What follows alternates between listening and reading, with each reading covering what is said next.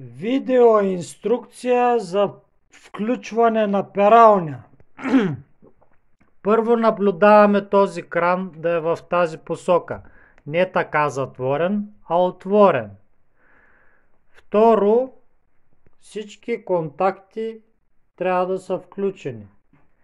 Трето, пералнята да е напълнена с пране и с вода. Водата има различни нива, знаем. Тук натискаме бутон Power. После избираме какво количество ще пълним пералнята. 3 е за 4 кофи, 2 е за 3 кофи горе-долу.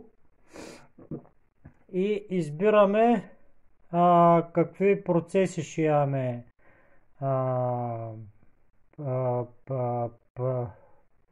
Накисване, пране и центрофуга са тези трите, които са избрани. Задържаме средното копче, за да изберем BB. Ето 3 секунди го задържах и после веднага трябваше да почна да натискам, за да избера BB. Пак ще задържа. 1, 2, 3.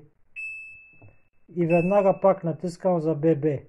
И сега вече сме готови да натиснем старта. Натискаме, тръгва пералнята, затваряме капака.